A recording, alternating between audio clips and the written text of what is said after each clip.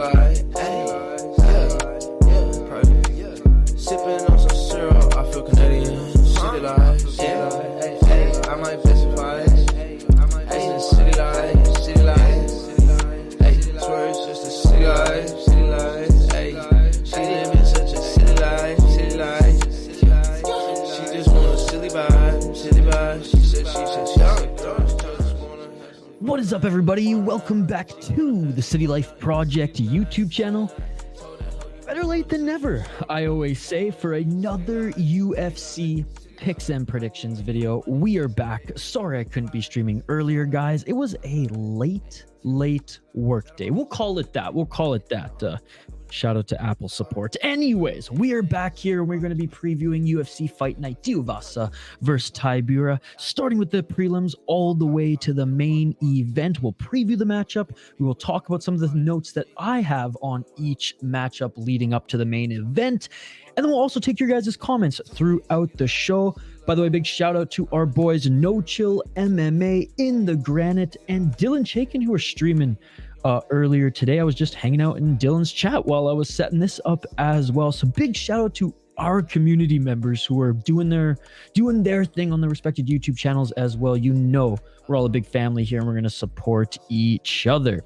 Yo, what's up, Rigo? And shout out to Rigo as well. Go support Rigo's work. Another fellow Canadian content creator, one of the most unique content creators in the MMA space as well. What's up, Dylan? Bro is geeked. Oh, it's been a busy day, man. It's been a busy day. Rigo, over under times you screamed at a dumb chat on your stream earlier. Dude, I didn't watch Rigo's stream earlier, but I'm gonna guess it was about, I'm gonna say 15? Sipping on some scissor. Hey, what's up? What a case. Ange's here as well. Shane's here. Oh my god, we have a whole crowd. We have a whole freaking crowd. Sage is here as well. Oh my goodness. Oh my god. This is amazing. Look, we got the whole crew here for a little late night streaming. Guys, I am going to start, and same with Kyle, just doing some general streams down the road, but enough lollygagging. We will get, what's up, Hank the Tank? Let's get to the predictions. We'll get through a chunk, like 2 or like 3, and then we'll get back to the live chat after that. 13 fights on this card. Are you kidding me? For a freaking fight night? However, guys, I do think that there are some underrated, underappreciated matchups that I think any MMA fan should be looking forward to. So let's get into that. What's up in the clutch? Appreciate all of you guys. Again, we'll get right back to your comments in a bit here, but let's start it off with this first matchup right off the bat. We got Chad Engler against how the fuck do you even say his name? Charalampos Grigorio. Shit, for once this Canadian's name was actually easier to pronounce. Chad the Monster against the Ferocious. 8-3 as a pro for Grigorio. On a 4-fight win streak right now. He is 4-1 in his last 5 fights. 12-7 for the Canadian, and he is the underdog. I totally didn't realize that he was 37 years of age before doing my prep for this stream, for this breakdown. Having said that, he doesn't look 37. He doesn't move like someone getting up there in age. Despite his record not being the best, his resume actually isn't that bad. 7 KO TKOs, 3 submissions, 2 decisions in his pro MMA career. He's never been knocked out either, but he has been submitted 6 times. He's 1-2 in the UFC, and he's coming off Contender Series. Lost to Jose Johnson and Alatang, which, look, aren't the best losses, but aren't the worst, because those guys aren't bad, unranked UFC fighters, but they're not at a high enough level where it's like, okay, Chad clearly isn't anything special if he's not beating those guys, but look, respectable opponents nonetheless, and he did go to decision against Alatang. Before then, he beat a 5-2 guy. He did knock him out, and this is the key one, though. He won a split decision against Gafrov, and even if it went the other way, what a great fight. What a great fight there. He beat Brady Highstand, who won his respective division on the Ultimate Fighter and is in the UFC. Or did he even win on the Ultimate Fighter or just get a contract after? Anyways, the Volkanovski and Brian Ortega season, he was one of the bright stars from that season. I know he was only 4-0 at the time, but he is in the UFC, so UFC caliber as well. 5-2, 4-1, 7-7, 8-5, 6-3. I mean, not the worst resume on the come up. He is 37 years of age, though, so he has been doing this for a while. His opponent, like I said, 8-3, 31 years of age, yet hasn't been fighting for very long. He is out of a great gym out of Serra Longo. 6 KO TKO, 0 submissions. So honestly, that's pretty good for Chad there as far as the matchups goes. And 2 decisions. 1-0 off Contender Series, 4-2 in Cage Fury FC. Great win over Cameron Smotherwin. 8-3, and he knocked him right out. Before then, though, honestly, his resume is not as good as his opponent. As you can see here, 2-5 guy. 3-0 when he's 4-3. I'm not going to judge him too much on that. It's just, even looking at his film, not a lot stands out. I'm not saying that a lot stands out for Chad either, but I do think Chad is the better fighter. He even though Chad took this on short notice, I'm going with him. I just think all around he is better than the surging Gregorio. He's faced better opponents. His resume is better. The fighters that he fought in his development were better. He's tough and, again, super quick still for 37 years of age. He is the underdog at plus 170, and he did take damage in his last fight. But I imagine he's injury-free if he was like, tag me in, boss. I'm ready to take this on short notice. All around, he's better, and I just don't trust Gregorio's power against better competition. Someone like the Monster, for example. So this wasn't like a hard pick. It could go either way. Maybe this is the start of decline for Chad, but just from what I watched, reviewing actually some tape for both of these ones and reviewing, some of the fighters that they fought in their past, I'm going with the Canadian. All right, let's move on to the next one. And again, we'll get back to your comments after we review a chunk of these. We got Thiago Moises against Mitch Ramirez. Mitch Ramirez taking this fight on short notice, 8-1 as a pro. He lost his fight on Contender Series, but went back to LFA and won quite handedly. Obviously still on the UFC's radar, and he signed that contract where, you sign that 4-fight deal, they shave one off because you're obviously fighting on short notice, and then you potentially have 3 more fights left in the UFC if they do not cut you, up against the veteran in Thiago Moises. And I say veteran because he's been around for a little while now. I feel like we've all watched a lot of Thiago Moises, but he's only 28 years of age. He's younger than Ramirez, despite me calling him a veteran in this sport. 17-7 as a pro, only 2-3 in his last 5 fights. Jiu-Jitsu ace out of American Top Team. 3 KO TKO, 8 submissions, 6 decisions. 6-5 in the UFC, 1-1 in LFA, and like I said, 1-0 off Contender Series. Lost to Benoit Saint Denis. Not a bad loss. Before then, right, he beat Costa, and then a 19-9 guy. This is the most impressive fight on his resume, to be perfectly honest. He went 4 rounds with Islam Makhachev and actually looked good in parts of that fight as well. And again, he's a grappling ace, a jiu-jitsu ace, so I wasn't surprised when I first watched that. However, at that time we didn't know how good Islam Makhachev was really going to be. Beat Alexander Hernandez, Bobby Green, Michael Johnson, the guys that you needed to beat in the lightweight division on your way up. Like I said, Mitch Ramirez taking this on short notice, 8-1 as a pro. 5 KO TKOs, 2 submissions, 1 decision. Doubtful that he's going to try to play jiu-jitsu against Thiago Moises. He's probably going to try to get him out of there early and try to keep this on the feet. 2-0 in LFA, 0-1 on Contender Series. But like I said, he went back to LFA after his loss on Contender Series, where he did get knocked out to Carlos Prates. He beat a 5-0 guy. Again, he's 7-1, 5-0 guy. Those are the type of matchups that I want to see when you go back to the regional scene, go against a guy of note, a guy who's surging, a guy who's actually going to be a challenge to you. So, hey, he's still on the UFC's radar enough for him to come in on short notice. I'm going, though, with Thiago Moises. I ain't going with the guy taking the fight on short notice this time. Moises at a full training camp. He was supposed to actually fight Brad Riddell, so he was actually training to fight a striker anyways.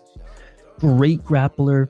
Like I said, 4 rounds with Islam Makhachev out of a great gym. Amazing clinch game. Ramirez has good power. He had some really good KOs in LFA and on the regional scene. He's just not on the same level as Thiago Moises, not as well-rounded to be able to weather the storm that is Thiago Moises grappling. So I'm going with him. All right, let's highlight this next one, and then we'll get back to your guys' comments here. And again, appreciate you guys for joining on this late predictions video. We'll get back to a normal time next Thursday. I just had some work stuff that I had to finish before jumping over to some YouTube stuff. Anyways, Cory McKenna up against Jacqueline Amarim. It's funny because I was watching so much LFA last year and the year before that I actually watched quite a bit of Amarim on her come up, even a couple of fight cards where she headlined the LFA show that we actually even hosted fight companions for. Cory McKenna 8-2 as a pro, and yeah, the odds being even on this one. Not surprised. 8-2 as a pro. She is 4-1 in her last 5 fights up against the 7-1 Jacqueline Amarim. Lost her UFC debut, but bounced back against the 10-2 Conejo Ruiz in her last fight. Out of American Top Team. Oh, I didn't realize she was out of American Top Team. Damn. 2 KO, TKOs, 5 submissions. Yeah, she's a good grappler. 0 decisions. I do like that, man. In women's MMA, when you have all your wins being finishes, man, I almost respect that more than on the men's side. 4-0 in LFA, 1-1 in UFC. Lost to Sam Hughes, which I don't like that, especially because like I'm pretty sure if I recall correctly, she had some rear naked choke attempts on Sam Hughes. She actually was doing well in that fight early, and Sam Hughes was able to come back and just outmuscle her at the end of the day. When she was 5-0, she beat a 4-3 gal for the title in LFA, knee bar. But other than that, her competition hasn't been too good. Cory McKenna, on the other hand, only 24 years of age. Shout out to all the work that she's doing with Your Eye Favors A1 Combat on the broadcast. So out of Team Alpha Male, naturally, 2 KO TKOs, 2 submissions, 4 decisions, 3-1 in the UFC, 1-0 off Contender Series. Man, she's doing good. She's doing good. Lost to Elise Reed. I didn't like that one, and Cory McKenna, just quite frankly, she didn't look good in that one at all. But she bounced back against a 7-2 gal and another 7-2 gal there. Before then, she beat a 7-3 gal, 5-1. I mean, just look at her fucking resume, man. For still being relatively new to the sport, only 24 years of age, no slouch as far as taking on fights against good opponents. Both of these women are good in their own right, but I'm going with Cory McKenna. Better on the feet, good takedown defense. And again, Jacqueline Amarim's not horrendous on the feet, but she's more of a grappler. She's more of a grappler, and I think it's going to be hard for her to take down Cory McKenna, who's just quite frankly stronger. On the feet, Cory just has better boxing, and I think she's just well-rounded and a little bit more talented overall. She's beat solid opponents. But, yeah, I mean, you know what? Now that I say that, maybe Jacqueline Amarim is a little bit more just like flashy. She throws some nice kicks. Maybe she is more of the talented one, but Cory McKenna definitely more well-rounded and dangerous. That's what I was trying to say. A little bit more dangerous, despite Amarim being a little bit more flashy. Cory McKenna sticks to the basics and does those well. Yeah, I even have my notes here. Despite her Paulo Costa T-Rex arms, I'm still going with Cory McKenna. If it goes to decision, she's just going to outmuscle Amarim for the win. And if Amarim tries to grapple her, I think she won't allow her to take her down with ease, and she'll probably win clinch battles up against the cage. And if it stays on the feet, well, McKenna's going to outbox her. Let's be perfectly honest. All right, let's get back to some of you guys' comments here before we continue.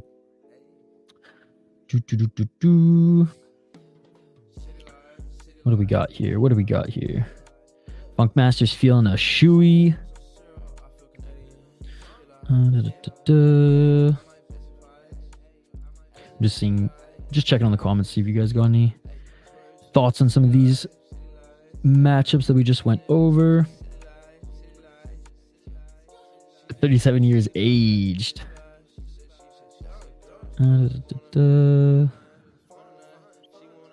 Islam versus Nate the Train. That's the money fight. Let's go.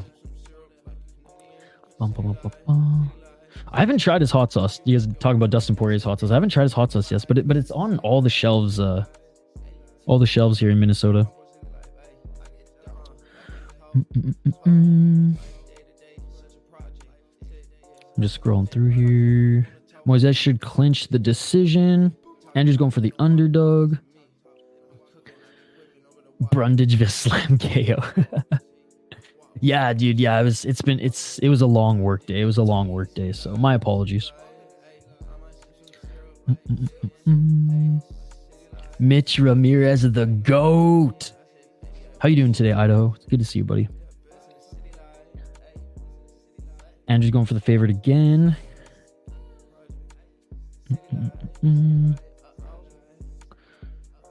Usman is Trump's favorite fighter.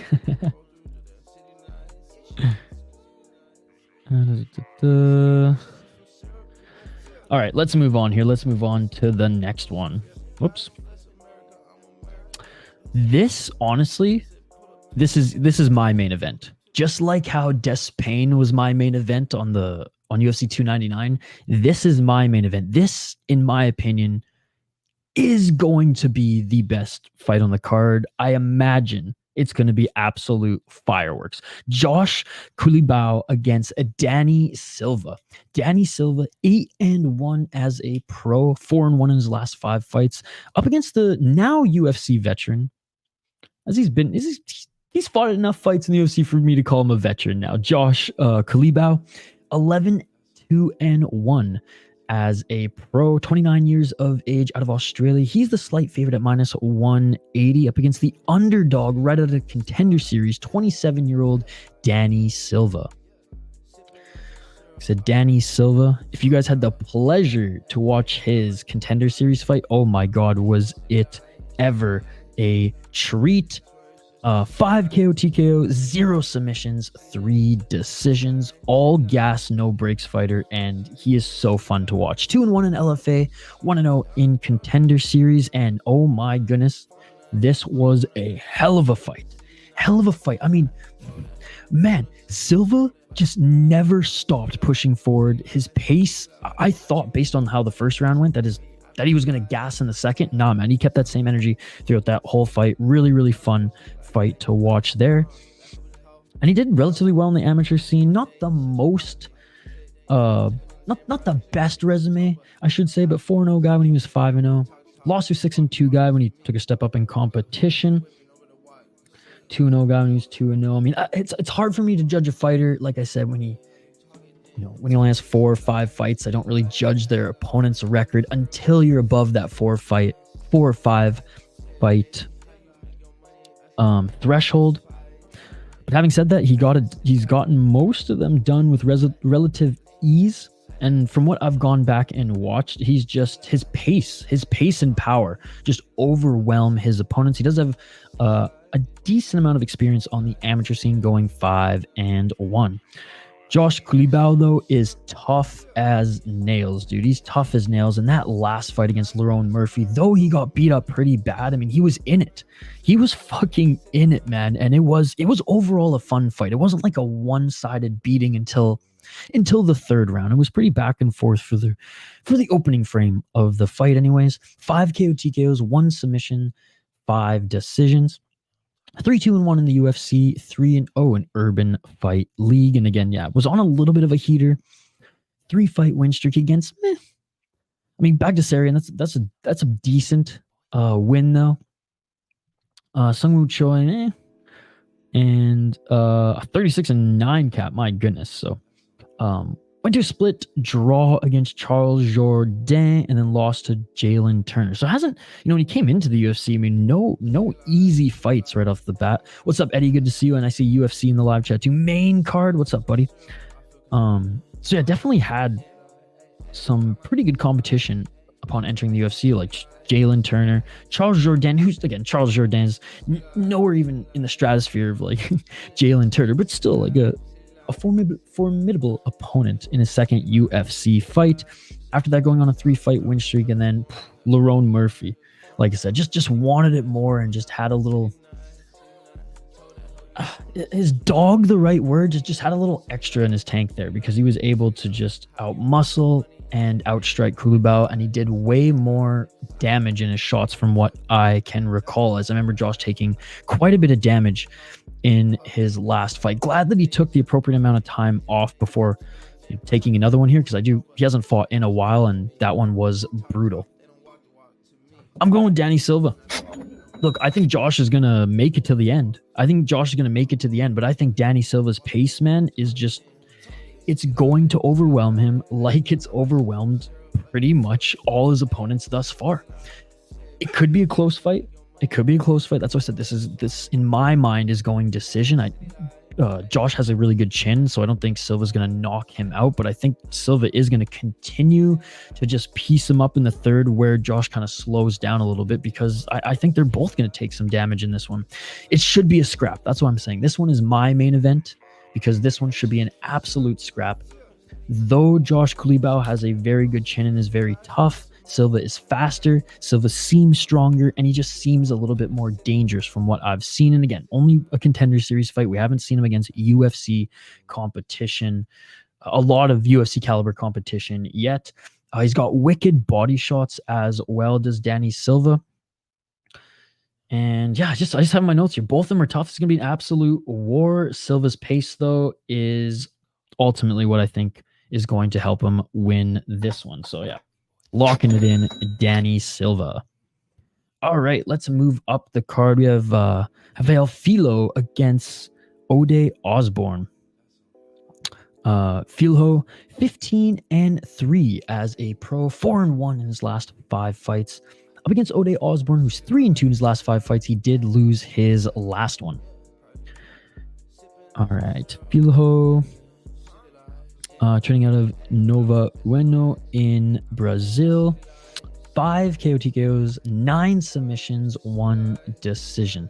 I love how, honestly, how well-rounded he is. Like, don't get me wrong. His jiu-jitsu, his grappling is his ace, but he's not bad on the feet either. He's not bad on the feet at all. Only 1 decision. I respect that. 1-1 in the UFC, 1-0 off contender series. Bounced back after his loss to Muhammad Mokaev, which he almost beat him in that one. I mean, if Mokaev wasn't just such a crazy animal who allowed his knee to get absolutely ripped to shreds, I mean, most people would have tapped to that knee bar. No, not Mokaev. So that was a very good performance by Filho. Came back strong and absolutely destroyed Perez in the first round. Before his loss to Mokaev, I mean, what a run, man. What a run. Shuto is a very good promotion in Brazil. Be a 10-3 guy, 8-3. Earned his shot on contender series where he put on a great performance and earned a contract to the UFC. Ode Osbourne, the Jamaican sensation. He's the underdog at plus 145. I should say Filho is the favorite at minus 175. 12-6 as a pro for Ode Osbourne, 32 years of age. He is fighting out of Syndicate, so a pretty good gym.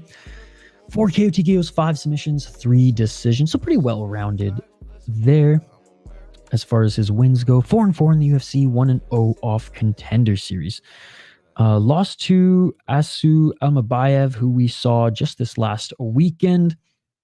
And that was Asu's debut. Before then, beat Charles Jourdain, but then lost to Tyson Nam. Beat CJ Vergara, and a 4-3 Adashev. Lost to Manel Cap, beat Jerome Rivera. Yeah, his resume for me is just not the most impressive. Now, I know Brian Kelleher he's old now, but Brian Kelleher, was no slouch in the UFC. Lost to him early. Jerome Rivera, I've never been super high on Rivera. Manel Cap, I mean, that's not a bad loss. He's obviously talented. CJ Vergara, I mean, just Charles Jourdain is one of his better wins in the UFC, and we've kind of seen based on Charles Jourdain's last few fights, like he's a solid guy outside of the rankings, but is he really that good? No. Is Ode Osbourne really that good? No, I don't think so. I've never been super high on him, and I've liked what I've seen recently from Filho, so I'm going to go with him. I think he's more dangerous, especially in his submissions. He's good at getting takedowns. Though Ode Osbourne is strong, I think Filho can handle it, and if they do get tied up against the cage, Filho can break and actually try to strike with this guy if he wants, because he's not the worst striker either. I do think Ode Osbourne is limited with what he can do on the ground. Each have faced similar competition, but I think overall Filho, in the UFC anyways, but I do think Filho's development run, especially in Shuto, was a lot better than Ode Osbourne's, and he just came off of Shuto just a couple years ago. Yeah, for me, Ode Osbourne, good, not great, inconsistent, and very much looks uneasy on the ground, where Filho, I think anyways, is dangerous in all areas, even if Ode Osbourne wanted to strike with him. He also recovers quick. And yeah, Ode Osbourne just hasn't really impressed me too much in the UFC, so I'm going with Filho. All right, last one here, then we'll get back to your guys' comments. The Brazilian Chad. I saw that one. I like it. All right. Next here, and this one will be quick. As much as I wanted to load up all the videos of Chelsea Chandler running track in her day to prepare for her UFC fights, let's be a little bit respectful here, right? Let's be a little respectful here to the track star. Anyways, Josiane Nunes against Chelsea Chandler. Chelsea Chandler 5-2 as a pro. Lost her last fight to Norma Dumont in one of the most embarrassing performances I have ever seen in the UFC. She literally tried to run through the cage. She was so scared of her opponent to get the fuck out of that fight.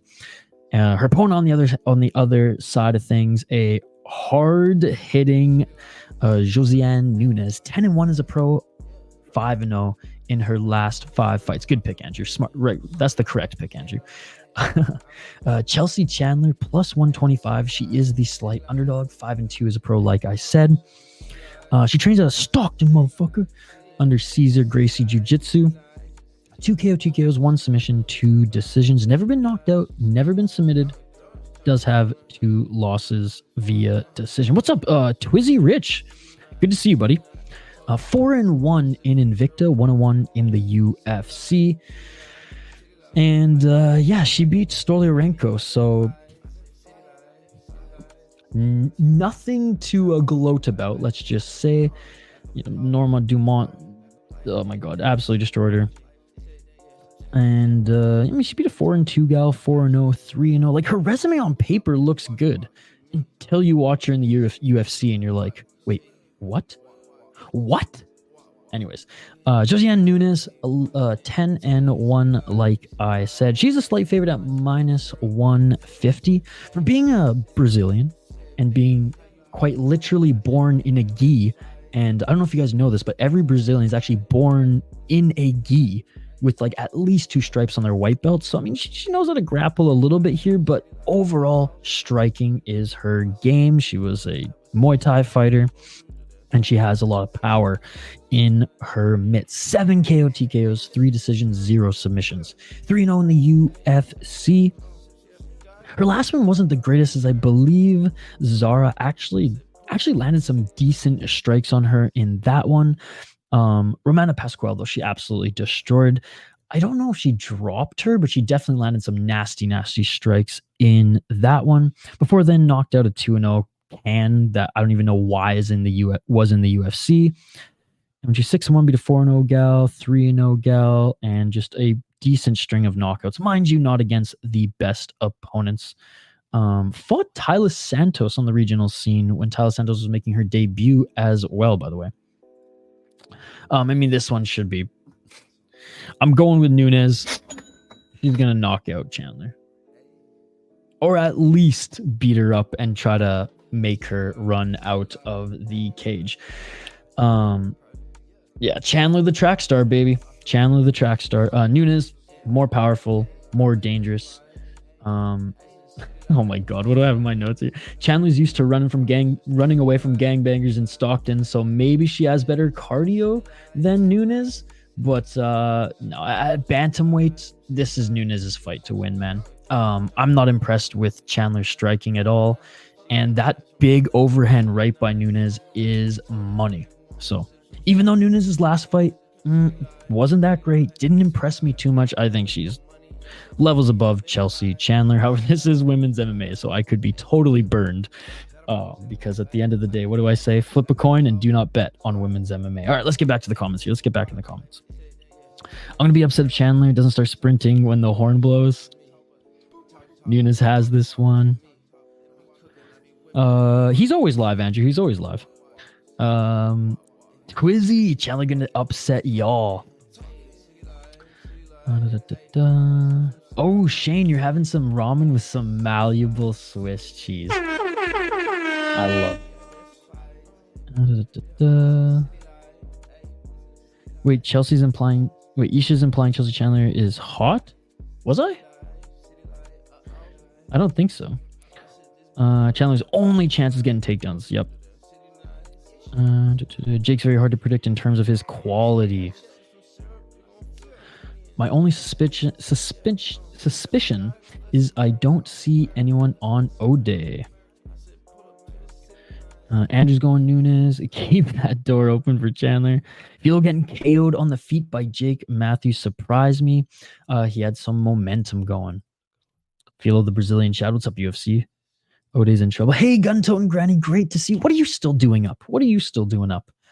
Thank you so much for all the support on the Soda Pod. As always, glad you all are digging the new content on my second channel.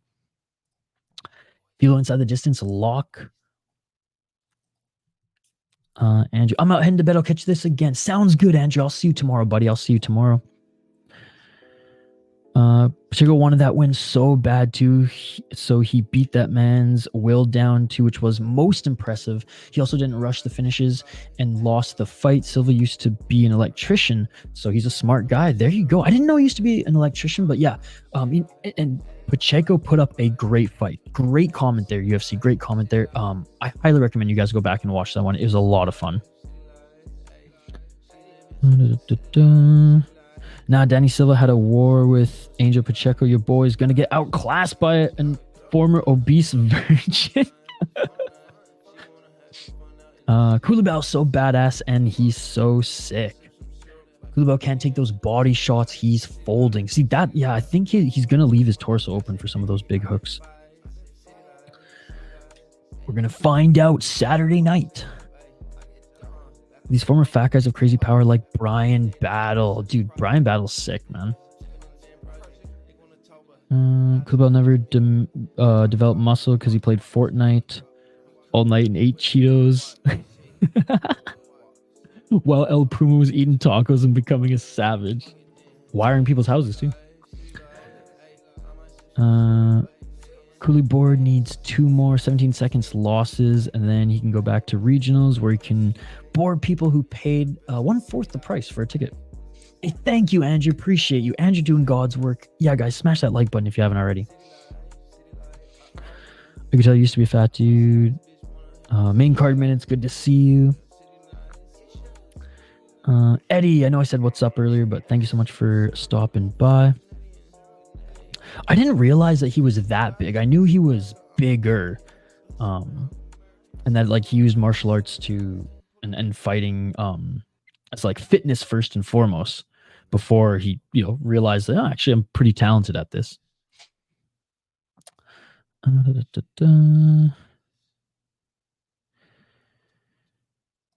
We will not rest until every person is the last name Oliveira or Magomedov. They run out of last names in Brazil. Dude, appreciate all your guys' thoughts and comments on this as well. Nunes is a lock. Hell yeah, dude. Hell yeah. Lock of the week. Hit that like button. Yes. Hey, Ventitres. Is that how I pronounce it? Ventitres? MMA. Chandler turns her head when a punch is coming, not rolling though, but Nunes got takedown by Ramona. Pick your poison. Yeah, see, that's the thing. I'm hoping that if she gets taken down, Nunes can scramble enough, even if it's not pretty, to get back up to her feet. And yeah, if this stays on the feet, Chandler is going to lose. But I mean, Chandler could just lay on her for 3 rounds. You never know. Or just hold her up against the cage, but we'll see. Yeah, it means 23 in Spanish. I should have known. Bet on women's MMA once, never again. Yeah, betting 101, do not bet on women's MMA. That's what I say. But I'm no expert. There's some people in the chat here who win some money off betting on women's MMA, but tread lightly. Like I said, sometimes 8 times out of 10 will say it's a fucking coin flip. Unless it's like a jarring freaking... You know what? No. I was going to say unless it's a jarring like difference in skill, but Roxanne Modafferi beat Macy Barber. Enough said. Let's move on, guys. Let's move on. All right, Mike Davis against Natan Levy. Now, Mike Davis, I believe he took like what? 2 years off for Mike Davis. But man, is it Davey Davis? He is an incredible fighter. Natan Levy, he's fine. Ring rust, though, is it going to be an issue? It's crazy how people who like myself here, who break down these fights, who give previews, who watch a lot of just past film on fighters, and who watch the regional scene, always seem to be caught up with ring rust. And I just think it affects fighters differently. Like some, it's good because they faced injury, they've taken time to heal, and then just train and work on skills. And for others, it's like they had one foot out the door, then some injuries, and then came back for, maybe just outside of their prime, or for the wrong reasons, right? Because they feel like they have to, or So I think it is unique to every fighter. And do I think it's going to affect someone like Mike Davis? No, I don't think it's going to be as bad as like what we saw with Colby Covington, for example. And speaking of, Natan Levy hasn't fought for a little while either. Each of them early 30s, 32 for Levy, 31 for Beast Boy Davis. Let's take a look at Natan Levy. Like I said, 8-1 as a pro, 4-1 in his last 5 fights, and plus 205. He is the underdog. He's also at a Syndicate MMA, by the way. 3 submissions, 5 decisions, 0 knockouts, but he's never been knocked out, nor has he been submitted. He's never been finished. His only losses come via decision. 5-0 in LFA, 2-1 in the UFC, and 1-0 off Contender Series. 3 fights canceled, all in 2023. So he didn't fight at all last year, but he did fight in December of 2022, where he beat Gerano Valdez. Valdez was 10-1 at that time, but I feel like Valdez kind of got a little fraud checked in this one. Hell, I even had high hopes for Valdez, and he hasn't looked too good in his UFC run thus far. Beat Mike Breeden, who, that's fine, but lost to Rafa Garcia. Again, on paper, these aren't bad, but again, they're not just names, they're not just fighters that we hold really to that much of a high regard. Did beat a 6-0 guy on Contender Series, which got him the contract into the UFC, and actually beat some decent opponents in LFA as well on the come up. Mike Davis, 10-2 as a pro. 7 KO TKO, 1 submission, 2 decisions, 3-1 in the UFC. He actually lost his fight on Contender Series. Awesome win against Borshev. Borshev, fun fighter to watch there. And he mixed it up despite Davis being a Muay Thai guy. I believe he lived and trained at Tiger Muay Thai for a couple years. I don't know if he's still there or not, but for being a Muay Thai guy as his base, he actually mixes in the grappling very, very well. And we saw that against Borshev, where he went toe-to-toe with the kickboxer and mixed up the grappling and takedowns as well. Beat an undefeated Mason Jones at the time. Beat a 17-8 guy. Lost to Gilbert Burns. No shame in that. But again, that was back in 2019. Hasn't fought just too much in his entire MMA career. And he lost to Sadiq Youssef in 2018 on Contender Series. Wow, man. Look at all these canceled fights, and his last fight being in 2022. Despite all that, I'm going with Mike Davis, man. He is a pretty big favorite at minus 250. 3-fight win streak despite not fighting for a couple years. He's just the better fighter in this matchup. No ifs, ands, or buts. Is Levy good? Yeah, Levy's good. I just don't think he's on Mike Davis's level, man. But, you know, that time off. But Levy's taking some time off too, so it should just be moot, let's be honest. Like I said, wicked Muay Thai for Davis. Good grappling, insanely fast hands, man. This guy's, the way he puts combos together, chef's kiss. Beautiful stuff there. Levy's also well-rounded, but just a notch under Davis from what I've been seeing, and I do think Davis is a little bit more dangerous in his striking. So we'll see how this plays out. Battle of the guys taking time off. I'm going with Mike Davis on this one. And again, guys, we'll get back to the comments here after this matchup. All right, we go GM3, Gerald Meerschaert against Bryan Barberena.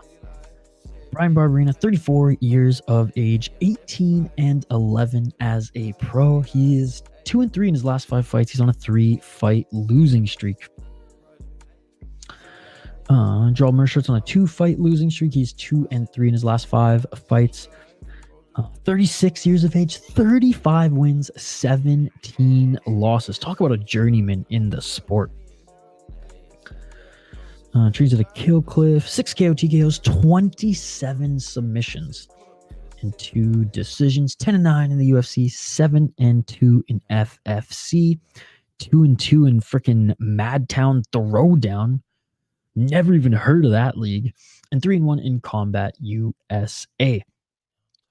Lost to Andre Petrosky, but honestly, that could have gone either way. And I know a lot of the MMA community actually had that one going for Gerald Meerschaert. If anything, he kind of exposed Petrosky there, because a lot of people thought Petrosky was just going to plow through him, but no. That was a good fight. It was a good fight overall. I mean, it was kind of sloppy in the 3rd round as they both kind of gassed early, but it showed how much Petrosky gasses and how much he just goes balls to the wall early. And honestly, how his technique really needs to be polished up there. Gerald Meerschaert, I don't know. I think he should have been awarded that decision, but regardless, it was a good fight nonetheless. Joe Pyfer knocked him out to beat Bruno Silva, lost to Jocko. And after losing to Khamzat Chimaev, he did go on a 3-fight win streak against Stoltzfus, not bad. Muradov, not bad. Fabinski, meh. I mean, I'm not going to go through his entire record here, but some good wins, some bad losses, some not the worst losses, but man, he's been in the game for so long. And though he took quite a bit of damage in his last fight, like if anything, it impressed me. And I'm like, okay, GM3 still has something left to offer the UFC and to us fans, putting on some exciting fights. Bryan Barberena, 18-11 as a pro. What are you doing at middleweight again, Bryan Barberena? What are you doing at middleweight? 11 KO TKO, 2 submissions, 5 decisions. Look, he comes to scrap, man, but he has no takedown defense. None. Zilch. 0 takedown defense. 9-9 in the UFC. 4-0 in Dakota Fighting Championship, which is literally just outside the bar. And 3-1 in King of the Cage. I mean, at welterweight, at least he had a little bit of power to that kind of doughy frame of his. But at middleweight, what are you doing, Bryan Barberena? What are you doing? Lost to Muradov. Someone who actually GM3 was able to toss around and employs grappling well against. Gunnar Nelson, Rafael Dos Anjos. Yeah, he beat an old Robbie Lawler, Matt Brown, which was a close fight. And a 5-0 Darian Weeks. I always liked, again, when I was, I shouldn't even say growing up, just in the last few years, watching Bryan Barberena, because he likes to scrap, but he goes up against a grappler, man, and it's like that is the path to beat him. That is the path to beat him. And we've seen it time and time again. Yeah, will he get back up to his feet? Sure. Can he use the cage? Can he wall walk? Yeah, he's been in the game long enough where he knows those techniques, but man, learn how to defend a takedown. And what are you doing at middleweight? I'm going to GM3. I'm going with GM3, as I imagine most of you all are going with as well. He just doesn't look good at middleweight. He's not a middleweight. Muradov out-grappled him. GM3 GM3 is a dangerous grappler, man. This is such a bad matchup for Bryan Barberena. Striker versus grappler, and GM3 actually has some hands as well. Again, GM3 decent hands, but not his bread and butter. I imagine if they'll strike early, back and forth, beginning of the first round, and if GM3 goes, okay, like Bryan's landing some good combos, I don't need to do this with him, I'm just gonna take him down and submit him. I think Gerald Meerschaert is going to successfully get that done. So that's who I'm going with, GM3. All right, last one here, then I'll get back to your guys' comments. We got Pannie Kianzad against Macy Chiasson 2. Yes, the rematch we've all been waiting for, ladies and gentlemen. Emotional, damn it. Yep. All right. Macy Chiasson 8-3 as a pro. She is the favorite at -175, going up against the Swede Pannie Kianzad, who is 16-7 as a pro, 3-2 in her last 5 fights, coming off a brutal loss to the Queen of Violence. Let's take a look at Macy Chiasson first here. Like I said, 8-3 as a pro out of Fortis MMA, 2 KO, TKO, 2 submissions, 4 decisions, 6-3 in the UFC, 1-0 in Invicta. Lost to Irene Aldana in a weird fight, in a fight where actually she was doing well against the former title challenger until Aldana freaking up-kicked her in the liver. What a crazy event that was. I remember I was watching that live and I was blown away. You don't see those that often. You don't see up-kick finishes that often, let alone to the freaking liver. Before then, she beat Norman Dumont, lost to, the now champion Raquel Pennington, beat Marion Renault, beat Shanna Young. Honestly, doesn't have the worst resume. And is still relatively new to the sport. Lost to Kianzad actually in the finals of the Ultimate Fighter. Looking at Kianzad, very much a boxer versus Macy Chiasson, who's, I would say, an MMA fighter, right? An MMA fighter. 16-7, 3-2 in the last 5, and she lost to Ketlin Vieira. Oh wait, did I say she lost to the Queen of Violence? My apologies. I thought that was her last fight, but that was wrong. I got it mixed up with Ketlin Vieira. Regardless, Ketlin Vieira pretty much schooled her in that one. Before then, she beat Lena Landsberg, lost to the champ Raquel Pennington, was on a 4-fight win streak leading up to that loss. However, Jessica Rose Clark, Betch Kohara, enough said. Eubanks, not wins against not any notable names. Realistically, one of her best wins here is against Macy Chiasson, when Macy Chiasson was only 2-0. So I'm going Macy Chiasson on this one. I am going with the favorite. I think that this is going to be a boring fight. I think Macy Chiasson just utilizes her grappling, utilizes her cage control, utilizes some elbows, some dirty boxing in those positions, and just out-controls her, out-muscles her.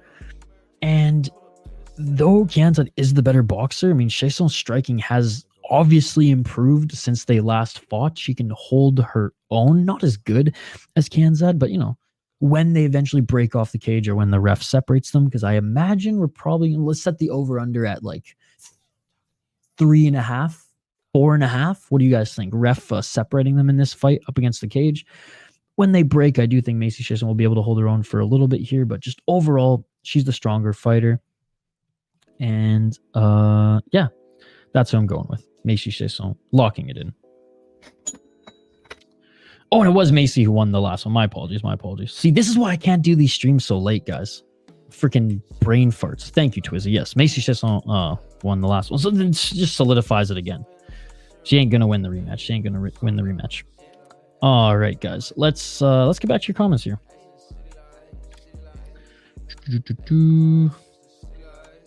Lineal champ. A loss to Lena Landsberg is so rough, right?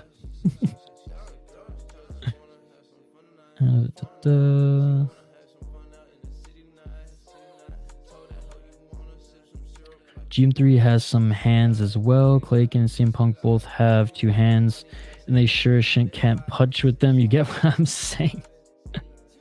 Good rematch, but not good enough to overcome the battle of the GOATs. Moroz versus Wood, 9 years in the making, baby, and what a scrap that was.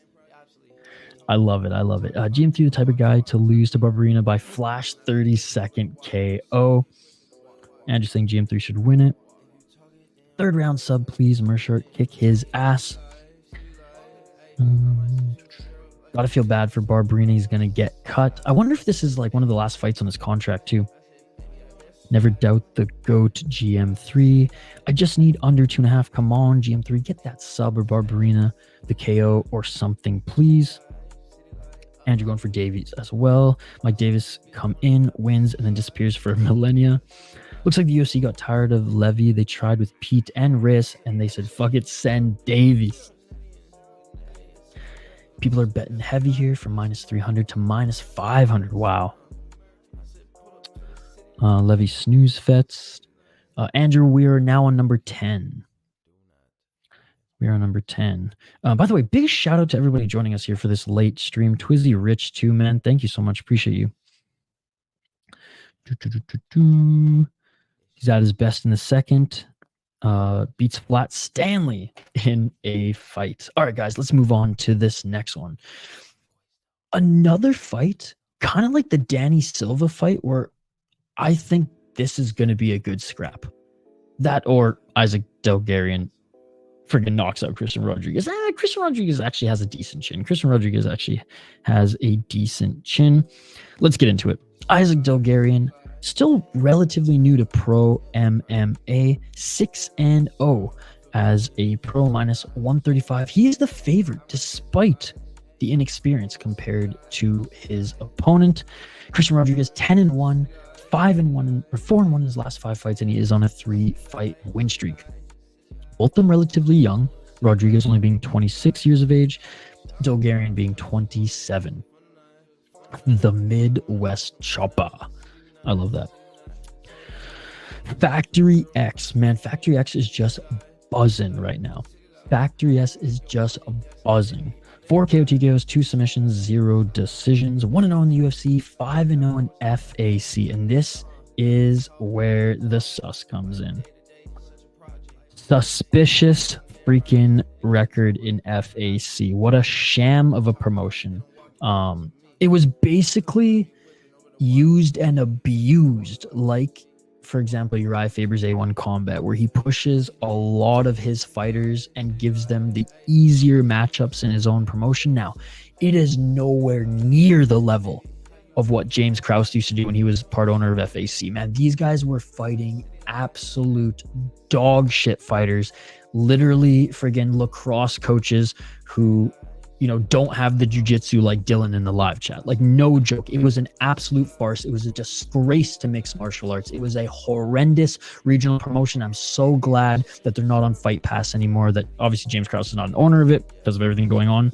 But so now they're on pay-per-view, and who the fuck buys FAC, honestly? Who the fuck? Now they probably actually now have better matchups now that I think of it, now that Krause isn't there. But yeah, FAC, garbage, dog shit when Krause was involved. Having said that, this guy did finish all the lacrosse coaches and fighters who weren't that great, let's be perfectly honest. It did earn him a contract into the UFC where he made quick work of the 7-1 Francis Marshall. And I will say the last guy that he did fight in FAC was not bad. Wasn't bad at all. 7-2 TJ Britton. He knocked him out early. He does have 4 wins on the amateur scene, but again, FAC.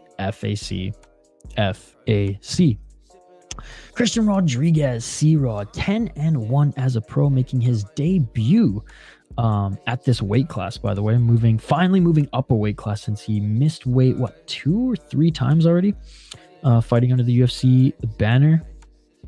10-1 as a pro, 4-1 in his last 5 fights. He did win his last 3.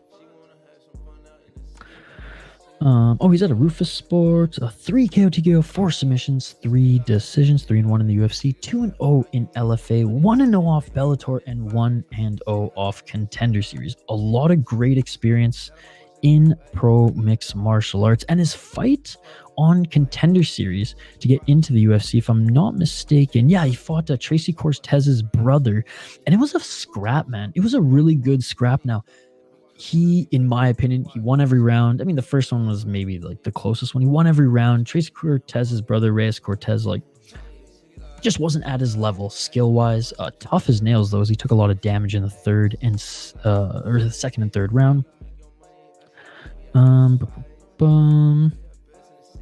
Lost to Jonathan Pierce in his debut, and then came back and beat Josh Weems, Royal Rosas Jr., and his best win and most notable win, Cameron Simon, which, man, Cameron Simon is a legit prospect in the UFC. I don't like his next matchup, Cameron Simon, because they're putting 2 young rookies up against each other.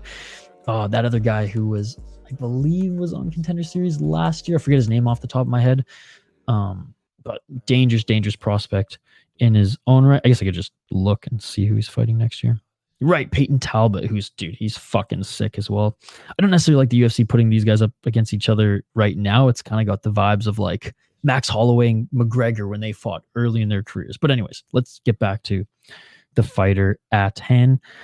He's good. He's had some weight issues. He's not as powerful as Dulgarian as far as his just straight punches, but he definitely has more experience. He's definitely more talented, and we haven't seen too much of Dulgarian. There's even if I wanted to dive in deep to his tape, there's not a lot of it because he finishes his fights relatively quick.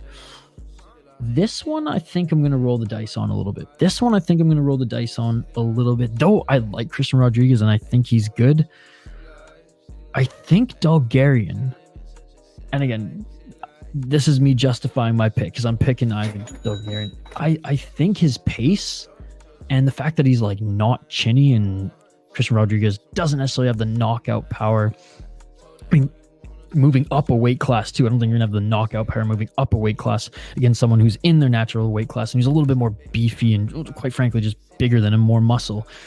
In Isaac Dulgarian. And I think Isaac Dulgarian has better cardio. Actually, I know he has better cardio given where he trains. And I haven't seen it fully in the UFC, but man, if it's true that he's running, miles, elevation in Colorado with Factory X, I mean, his training partners are insane. I got to imagine that the pace that we see him push early, he's going to be able to maybe not maintain at the level of a fucking Danny Silva like we talked about, but I imagine the pressure, pace, tenacity, and he just looks fucking mean in the cage. Something like Christian Rodriguez doesn't look. Christian Rodriguez is more technical, more polished, but I'm going with more of like the savage fighter here. I'm going with Isaac Dulgarian. He is the slight favorite too at -135. Christian Rodriguez, a very good underdog at +110, by the way, for those who are betting. This should be an amazing fight, but Dulgarian is more powerful. He is more dangerous. He's super strong, so maybe in the grappling department or just the straight wrestling, he could get the better of Rodriguez. Rodriguez does have good defense on the ground. He does have good scrambles, and he obviously has better pro wins. He is moving up a weight class because he has been struggling with his weight cuts. Isaac Dulgarian is very fast, but I think Christian Rodriguez will match him in the hand speed. And I just hate that freaking Dulgarian developed in FAC. And for whoever gave me that thumbs down, well, I'm giving a thumbs up to Isaac Dulgarian. Let's go, baby. Let's go. All right, let's move on to the next one here. Kennedy Nzechukwu against OSP. OSP, dude. OSP is still in the UFC. I think this is his last fight on the deal, and I'm pretty sure the UFC hopes so as well, because he is kind of like Arlovsky, Shogun, when Shogun was still fighting. I mean, Alex Caceres, who in fairness to Alex Caceres, like, he's not 40 yet, but he makes a lot of money in the UFC, right? He makes quite a big show purse, and I imagine OSP is also making a lot of money in the UFC still. So I'm sure they're happy that he's just fighting out his contract and then done after this. I don't think he's gonna get a renewal of his contract. Let's just say that. But anyways, I could be wrong. I'm just guessing, that he has probably 1 or 2 at the most fights left on his deal. Regardless, OSP, Kennedy Nzechukwu, 12-4 as a pro for Kennedy Nzechukwu. He is the huge favorite at -500. Training out of Dallas, Texas. He is originally from Nigeria. Training out of Knoxville, Tennessee. Still is OSP, 26-17 as a pro, 2-3 in his last 5 fights, and he is the underdog at +380. And you know what? That's fair given his last few performances. And he's old, man. He's old. He's been around for a while. I mean, shoot, I remember watching this guy, rise to be able to fight for a freaking title at one point. 11 KO TKOs, 9 submissions, 6 decisions, 14-12 in the UFC, 6-1 in Strikeforce. That's the thing. He was 6-1 in Strikeforce. He's so old. Got brutally knocked down early to Felipe Lins.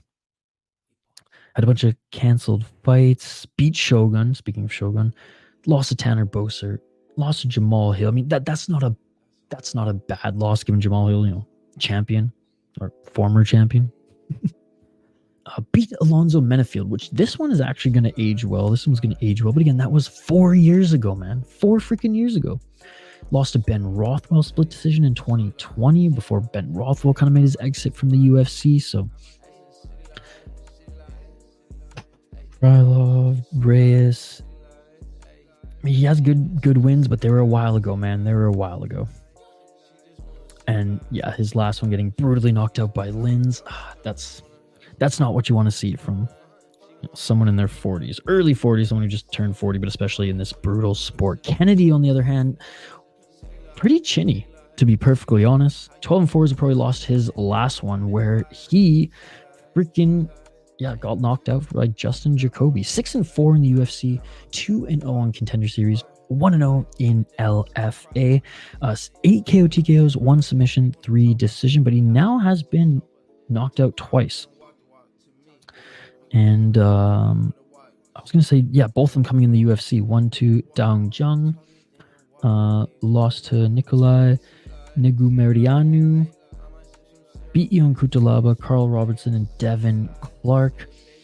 The Ion Cutelaba win, I mean, it's good because Ion Cutelaba can, if he lands, he hits hard, he can chin you.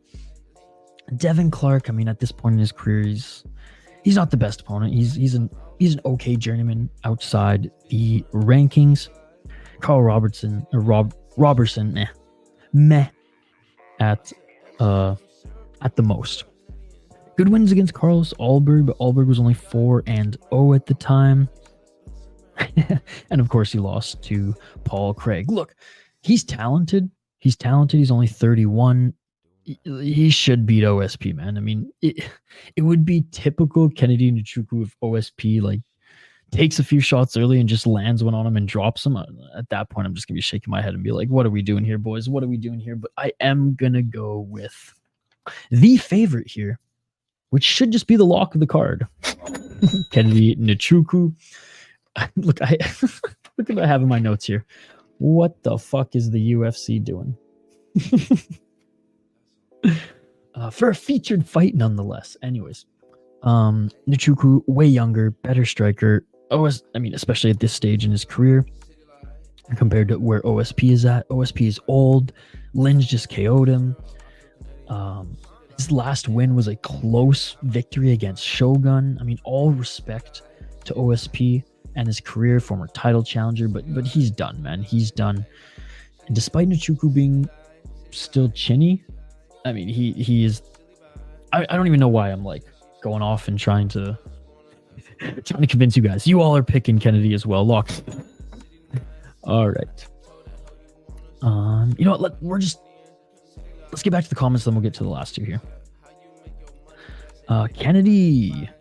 Christian Rodriguez is good. He should take it. What's up, Mikey P? Good to see you, buddy. Brilliant fighter with a glass chin. I don't even bet Dustin Jacoby fights for that exact reason. Crazy how Dustin Jacoby dusted Kennedy in his last fight. Dustin is so unreliable. Ngannou has a loss to Paul Craig. Everyone has a loss to Paul Craig. That just should be the meme. Everyone has a loss to Paul Craig. Kennedy's leaving a crime scene on Saturday. Oh my goodness. OSP's donezo after this one. Under 1.5 is a lock for Lay.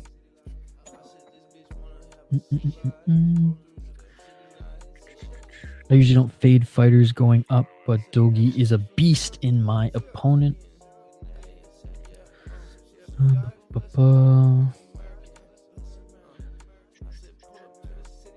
At the end of the day, C-Rod's a tubby coward, and at the end of the day, Rosas Jr. What a quote. Dylan saying, brown belt coming shortly. These high school head coaches aren't ready to settle overtime games on the mat with Big Red. The kids on my team get to tell other teams that their coach would dust other teams' coaches, and it'll be done in 1 year. I love it.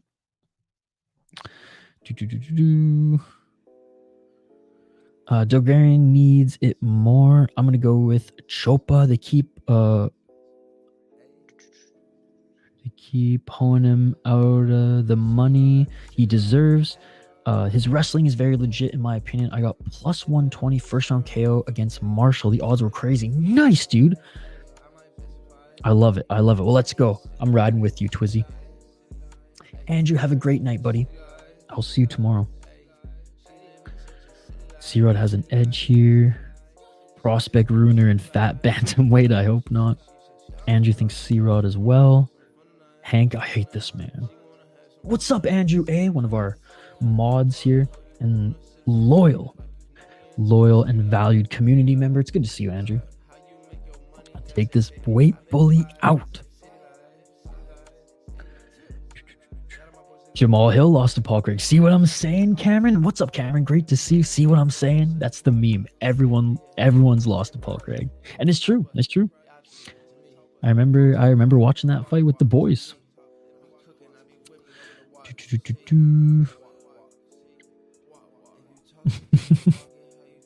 Because he can lose and beat all men on earth depending on the alignment of the moons. I like that. Arm triangle magnet. I'm watching with friends. Oh, I'm watching Friends. I can't stop watching you for the longest time. Hey, appreciate it, Andrew. Do y'all know Dulgarian's background? It's crazy. He was a three-time state champion, all 3 wrestling categories for a couple of years in a row. I actually just learned that today, and I, of course, didn't write it in my notes. So thank you for bringing that. Listening to his pre-fight press conference, and he was talking about how his grandpa used to drive him around all around the United States, and he talked a little bit about his wrestling pedigree. So I looked it up, and I was like, damn, yeah, this guy actually has, great grappling, amazing wrestler, and I mean that, and deciding to stay in Colorado, stay up there in the mountains, train with Factory X versus be where he wants to be, which is in Kansas City on a farm. He's committed to the game and committed to, and I mean, he was asked to about his cardio and his conditioning, and he's like, oh yeah, man, that's always been one of my strengths. Yes, sir. Hill's going to sleep. Potato. Potam will sleep. Hill, his hands are so overrated in my opinion. Who can't KO Johnny Walker and Santos was his best win before Ancient Glover. Christian Rodriguez beat Raul Rosas. Enough said. The only reason to fade Potan is him being 36 and fame. Great guy. I hit him at near 5 times versus Glover. He the real champ. I was impressed with the Glover fight, especially since Glover was, didn't show any signs of like signs of like a big decline up until that point, right? Christian Rodriguez is Christian Rodriguez. He will fall. Jamal Hill will get finished by Yuri 2 if that fight happens. Yeah, where the hell did you get 5 times Hill was the favorite? Anyways, let's get to these final 2. And again, guys, I really appreciate all of you joining. I know this is a late stream. I know I'm dead tired and it's showing a little bit. Shout out to Twizzy for correcting my slip up earlier. But again, just big shout out to the crew we have here. Love the comments. Really appreciate going back and forth and talking about how you guys are predicting these fights to play out, and providing any other color, any other info that obviously I missed just like before. So I really appreciate you guys. This has actually been way bigger of a crowd than I expected. So this is just cool to see that we still have an active chat here for a very, very late. I'm talking like 6 to 8 hours late membership stream, as I usually do these around like 5 p.m. Eastern. So again, you guys are awesome. Let's get to the co-main and main event before we wrap this puppy up. Bryan, is he still called Pooh Bear? Oh my god, didn't he change his name? Bryan Pooh Bear battle up against Ange Loosa, the last ninja. Great moniker. One of the few Swiss fighters actually in the UFC. Loosa 10-3 as a pro, 3-2 in his last 5 fights, and he is on a 2-fight win streak. He's the slight underdog at plus 125 and also 29 years of age. Minus 150 is a Bryan battle. He is the favorite, 10-2 in his pro MMA career, and he's 4-1 in his last 5 fights on a 2-fight win streak, respectively. 3 KO TKOs, 5 submissions, 2 decisions, 5-1 in the UFC, and 2-1 in Fight For It. He beat AJ Fletcher via rear naked choke in the 2nd round. Great knockout against Gabe Green before that. Lost to Rinat Fakhretdinov, where Fakhretdinov step up in competition, and Fakhretdinov just beat him up. I think that was a really good, actually, like learning experience for Bryan battle, as well as Fakhretdinov just had so much more experience than him in the sport, and Fakhretdinov wasn't able to put him away. It showed that Bryan battle actually is tough, can take a beating and recover and come back strong from it. I think moving down a weight class actually really helped him, as he's a massive welterweight, as you guys were saying in the live chat earlier. And it's so funny that all his finish, or 2 out of his 3 knockouts have come in the UFC. Gabe Green and oh my god, Takashi Sato with that beautiful head kick, and I believe this was in Carolina, if I'm not mistaken, if this was in front of his home crowd.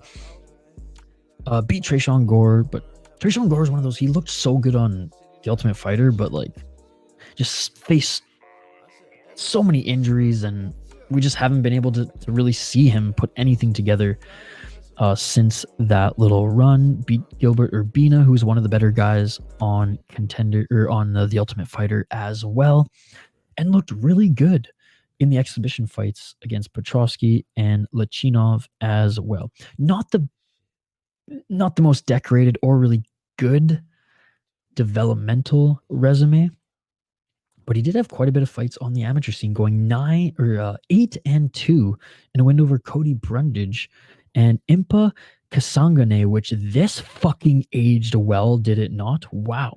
Brandon Schofield as well. Man, he fought some legit guys on the amateur scene. Wow. Ange Loosa, the last ninja, also on a 2-fight win streak. This one should be a fun one, man. This one should be a fun one. Out of Killcliff FC, 5 KO TKOs, 1 submission, 4 decisions, 2-1 in the UFC, 0-1 in LFA, and 0-1 off Contender Series. Beat Reese McKee in his last fight. Like, he is fine. He's not anything special though. AJ Fletcher, also someone who Bryan Battle beat. However, Bryan Battle was able to submit him after landing some good shots early. Lost to a 10-2 guy. And oh yeah, that's right. He lost in Contender Series.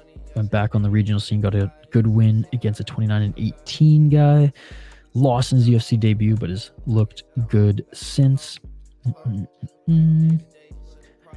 Yeah, resume.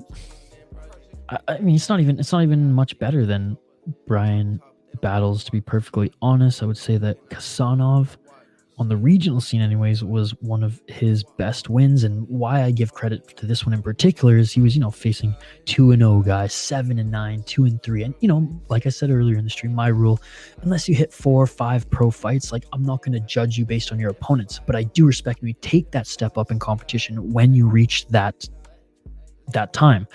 And he did just that, 5-0 going into that fight, and he had a good win there.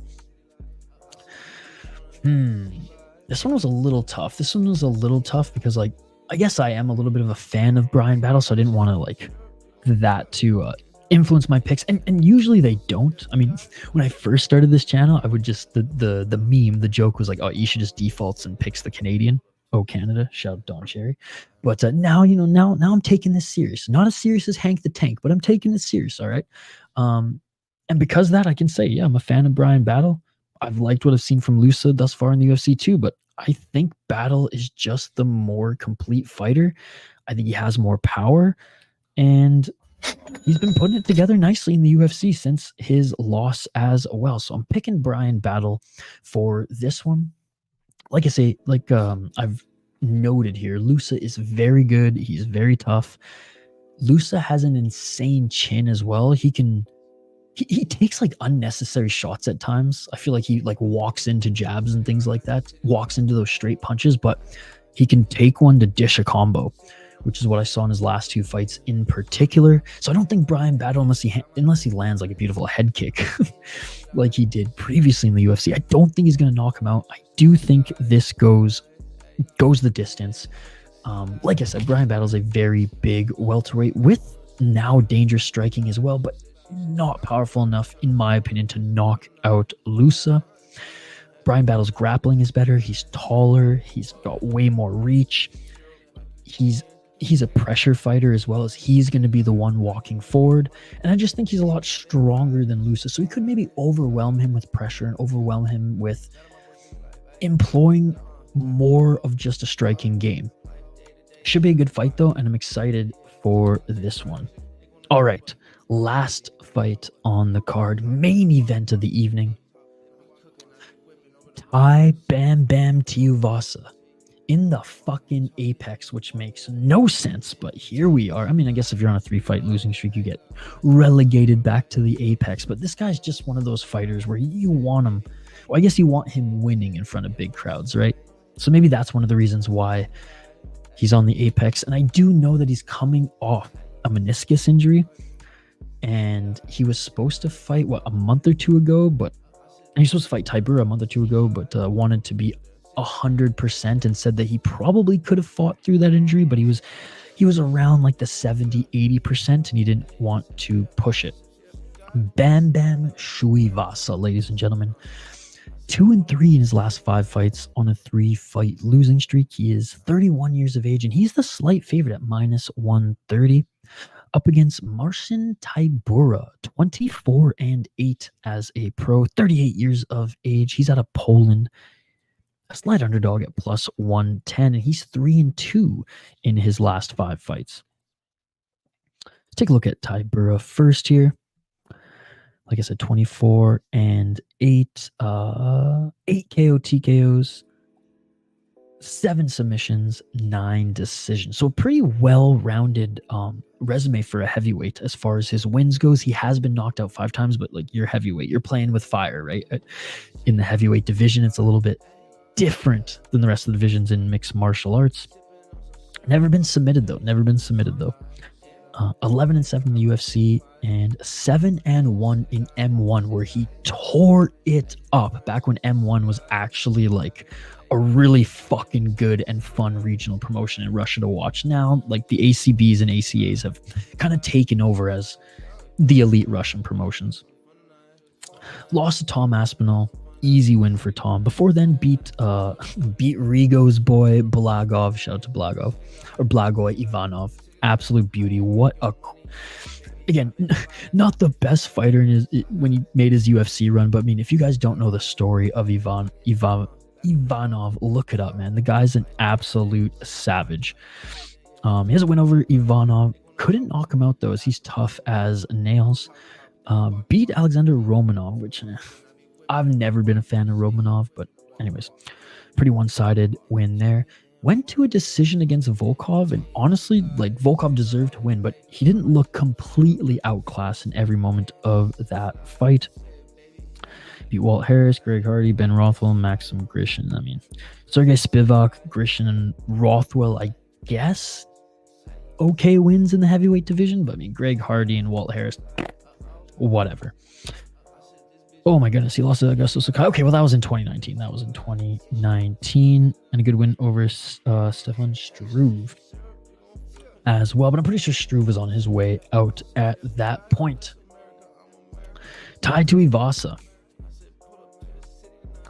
14 KO TKOs, 0 submissions, and only 1 decision. And this is why we love watching Bam Bam fight. Oh, I imagine someone's gonna be writing Nate the Train in the live chat. I see the chat buzzing right now. M1 star, baby. 8-6 as a pro for Bam Bam. Or sorry, 8-6 in the UFC, I should say. Man, he's been in the UFC that long. That's crazy. I remember when he first entered, brutally lost to Volkov, brutally lost to Pavlovich. And though he dropped Gon in that one, it was a little bit more competitive, brutally lost in the 3rd round in that one as well.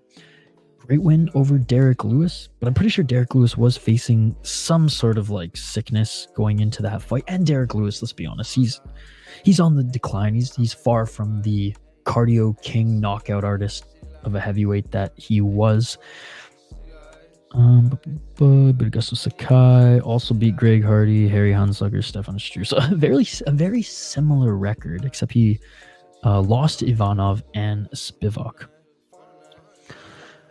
Bam Bam doesn't fight any way other than walking forward and scrapping those. So this one is who lands the better shot at the end of the day, unless Tybura plays a little bit more of the grappling game and employs a little bit more mixed martial arts rather than just a heavyweight slugfest that where Tuivasa thrives, let's be perfectly honest. So I, as much as, don't hate me guys, because I love Bam Bam and I'm hoping he gets back in the win column, but I'm picking Tybura. And it's not recency bias because they both are coming off a brutal loss. It's just the Tybura, even though he's not that great of a heavyweight, because there's, let's be honest, outside the top 5, all the heavyweights suck except for Despain. Now, let's be honest, his technique is messy as hell as well, but Tybura is more well-rounded, dude. He is more well-rounded, and if he doesn't get dragged into a firefight, he could win this fight. He really could, and I think if he's disciplined in that regard, I think he will. If this goes the distance, which I don't know if it does, it could be close because I could see like Bam Bam doing more damage in one round, and then Tybura, quite frankly, either laying on him or working him in the clinch. Tuivasa does have very good kicks. Now he's a big boy, so we don't necessarily see the high kicks from Tuivasa, but he does throw really good leg kicks, and from what I've seen anyways, Tybura doesn't really have that in his arsenal, nor does he check leg kicks much either. So Ty's not just a boxer per se, he's just a stand-up guy, and he does have some kicks in his arsenal as well. But Marcin Tybura, man, 7-2 in the UFC between 2020 and 2024. So in the last 4 years, he's been pretty active, and he's only lost twice. Now, we went over his resume. It is what it is. I mean, the UFC was giving him the guys that were respectively that they have in the division, even though we're super critical of them, as we should be. Ty obviously has better hands. He has better kicks. But if Tybura fights smart, uses the clinch, employs his grappling, and just doesn't get and doesn't allow himself to be dragged into the fire with Tuivasa, he has the tools to beat him. Both have realistically only beaten Meg guys. Out of those mech guys, Tybura's beaten the better mech guys, in my opinion. I'm saying meh, M-E-H, meh.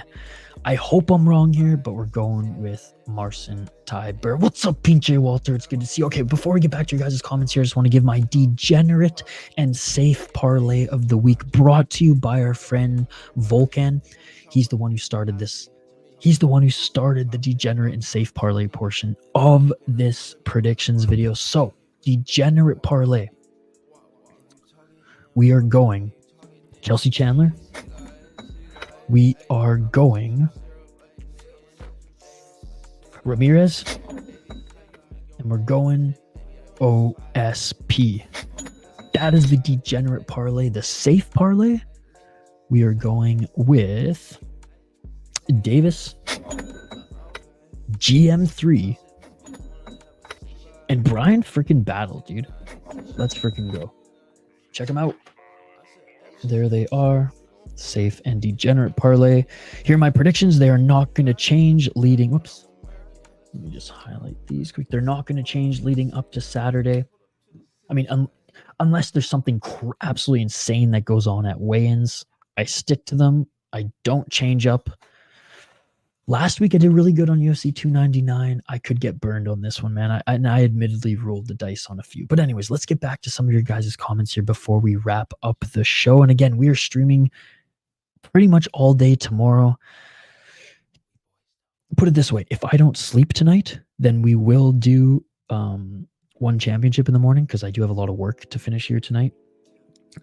But if I do somehow fall asleep on my desk, I'll probably miss that one. That one's a moving target, but I will for sure be around for the next few, because I think we have like 3 streams tomorrow, but we'll double check the schedule before we sign off. But anyways, let's take a look at your comments here. I'll move down from the last one that I bookmarked.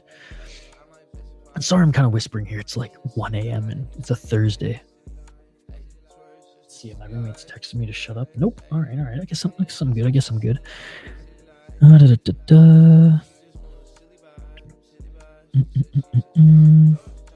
Keep down Rodriguez and see how that works for you.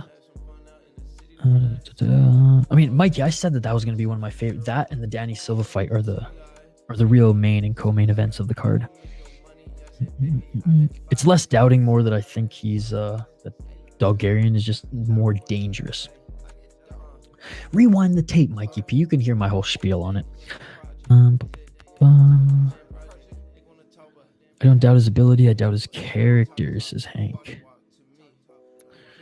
Good old times when I watched UFC with my friends, then Judy myself. Nice, Andrew. I'm gonna live bet Battle Loosa starts fast.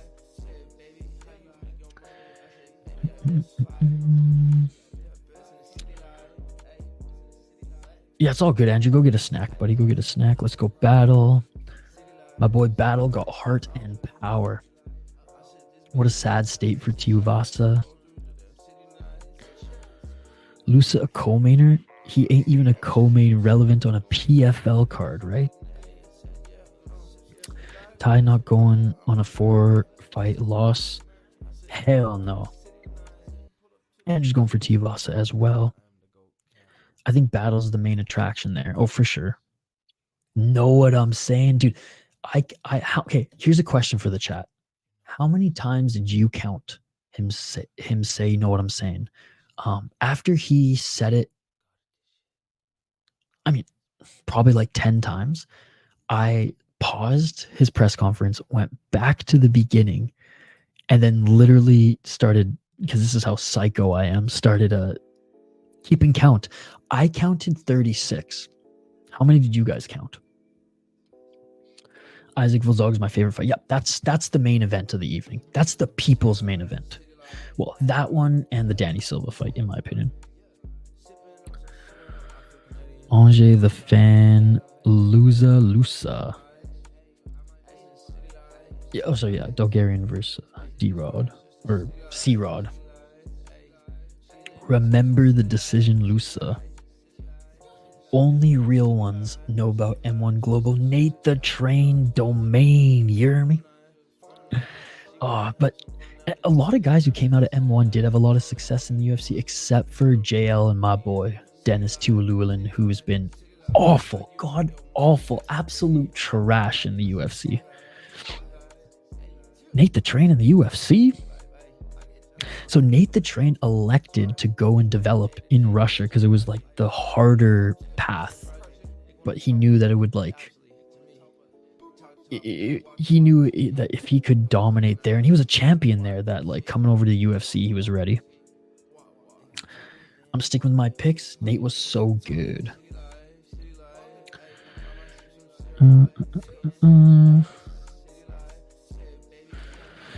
Probably just recency bias, or something recent, because he's made a few videos on him that I've watched before. First of all, I don't know why Rigo's the only name you brought up when you mentioned Rigo's boy Blago. I spent about 20 minutes one day ranting about my affinity for Blago. I think we did. Yeah, you're right. I think we did talk about him because I think you mentioned to the live chat about his story as well. I just know Rigo's like obsessed with him. Like it was like his thing for a while. He made a few videos that were like based around him. I don't mind it. Everyone is on Bam Bam. Pavlovich just did the same way that Tybura did. Yep. Tuivasa forgot how to fight. I just think he's a little too one-dimensional. He does have good uppercuts, though. I mean, I totally... Did I even write what I...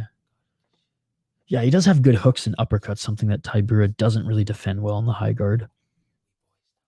I'll say Bam Bam, he deserves a win in his career before he goes out. I was dying when these motherfuckers were out here falling for the Pavlovich is the new world destroyer meme. Bam Bam by KO. Oof. What's up, Walter? It's great to see you, buddy. Walter, a long-time subscriber to the City Life channel. Appreciate you, man. Hard pick, but my gut is telling me Bam Bam. Hey, sometimes you got to go with your gut, man. I mean, what was it? My gut pick was... I had one on this card. Did I say it was Dulgarian? Yeah, Dulgarian was one of my gut picks. As well as the first one, Chad. Anyways, Chad the Canadian. I don't want to butcher his last name again. Deserves to be in Ryzen. Who dat?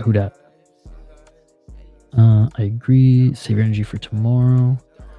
Pavlovich was just the poor white man's Overeem after the Ubereem era, and right before the USADA depleted Overeem arrived.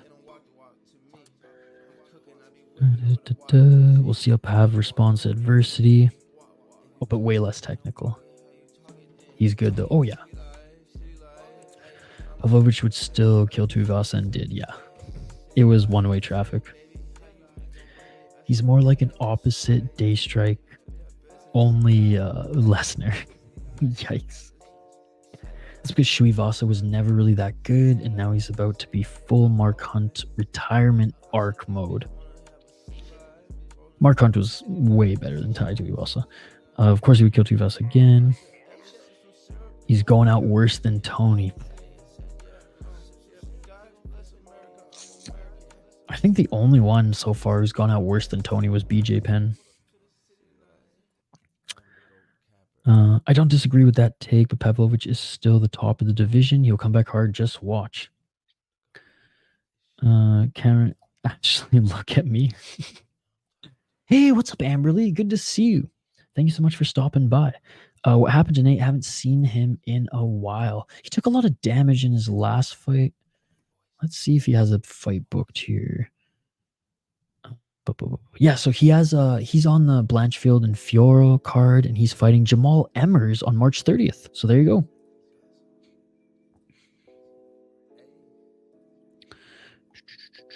Yep, there you go. Pavlovich is a top 6 heavyweight for sure, but heavyweight is mud right now. Never said heavyweight was peak. It seems like the bigger, the less athletes are willing to put up with UFC. Other sports guys get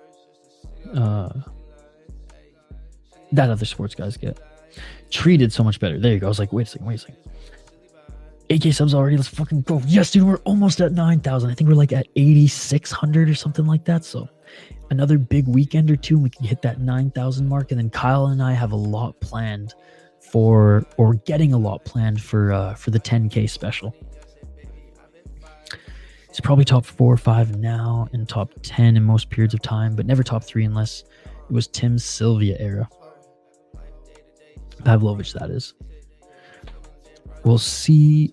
As long as Tom's on top, Sergey's going nowhere. Thanks, Hank. I didn't know if you were talking to me. Hank was on top of it, Amberly. Hank was on top of it. I was so happy Mitchell beat Ige after he derailed the train. Dude, how can you not love Nate the Train, man? And I like that matchup against Emmers, and honestly, I'm pulling for Nate. But that's not my official pick until we run that one down. Anyways, guys, this has been amazing. Guys and gals, this has been amazing. Like I said, I didn't think anyone was going to be here for a late membership stream. Sorry I stumbled through some of these. I'm wicked tired, guys. I'm wicked tired. I'm still going to be up for a few hours doing some work, but oh, the life of a freelancer, right? No, again, big shout out to you all. We will be back next Thursday for another predictions video, and we usually aim to do them around 5 or 6 p.m. Eastern. So keep your eye out for that next week. If there's UFC on the weekend, you better believe that we are going to be hosting a preview and prediction stream with all of you, and you guys make it just so much fun. I think we found a good cadence of like previewing like three to 4 fights and then coming back to the live chat here. Hey, Monster, the MMA fan, always great to see you, man. I'm great now that you're here. I was good, now I'm great that you're here, buddy. Thank you so much for stopping by. But again, guys, yeah, I think we found a good cadence. I always look forward to doing prep and doing these doing these preview streams every single week, and very excited for the weekend to come. Let's quickly take a look at the schedule that I posted, guys, and then we'll hang up the gloves and well, you guys can go get some sleep. All right, so the schedule we have today, I'll bring it up on screen. All right, so I know I wrote this, but like this starts in literally like well, I guess it's not too bad. It's not too bad. It's only in like 6.5 hours. I'm gonna try to stream this. I might start a little bit later. I might skip like the prelims or whatever, but aiming to do this if I'm literally passed out head first on my desk and wake up like mid fight, I'm probably gonna skip it. I'm probably gonna take a nap. But we're definitely doing Cage Wars. We're definitely doing Bare Knucks. And if it's still on, we're going to be doing Lux, as that one starts damn late Eastern. Lux, by the way, the fastest growing Mexican promotion with amazing knockouts. Terrible officiating. They don't give a fuck about illegal shots. But all you guys know that I respect that. Knees to grounded opponents. All that shit. As long as you don't grab the cage, I love you. I respect you. You grab the cage, you're fucking dead to me, though. Saturday we got KSW. Oh man, such a great card. KSW 92. After that, UFC Fight Night, the fight card that we just previewed here. If I can find a broadcast, we will do Rise El Dorado. I know it's on Amoeba, but my VPN just kept shutting down the last time. I just wanted to watch it, let alone stream it. So if you guys got a link for me, hit me up in the Discord, please. Thank you. And if it's just too hard to be able to find this one, Deep Osaka Impact, both Deep Jewels and Deep Collective mixed card is going to be also on Saturday, late Saturday night, early Sunday morning, and it says the main card is on YouTube. Now you might have to fire up a VPN, say you're in Japan, to be able to watch it, because they don't keep the live streams up, so I'm not sure if they're streaming them, they just take them off for us in North America. But I will get to the bottom of that, and if that's the case, this one will be the easier MMA card to watch. And Deep, though, it's even lower level than Ryzen, so Hank the Tank's probably not going to be there. They do employ the superior rule set like Ryzen. Ryzen and Deep are the only ones, well, I guess now KSW in certain cases, are the only ones to utilize like the real Pride rules. Except now Ryzen also allows elbows. So Ryzen's based as fuck, dude. I love that promotion so much. Anyways, Deep is basically like the LFA of Ryzen. What LFA is to the UFC, Deep is to Ryzen. A lot of Deep fighters just get pushed right to Ryzen or go back and forth within the promotion. So anyways, that's what we got so far. Again, this one's a moving target.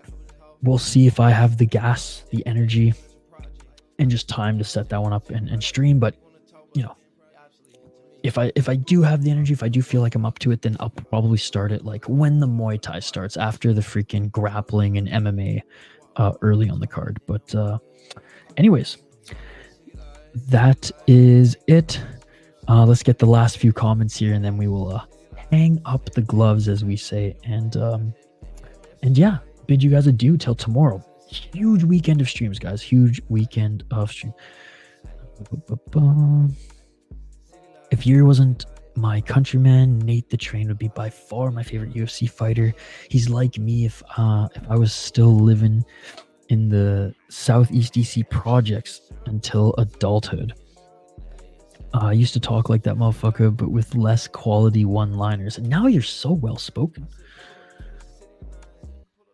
You're so upbeat and nice. Hey, I just appreciate the support from Amberly. And Amberly, at one point was an exclusive member as well. And I see every now and then you're chiming in the Discord. So I just really appreciate you, Amberly.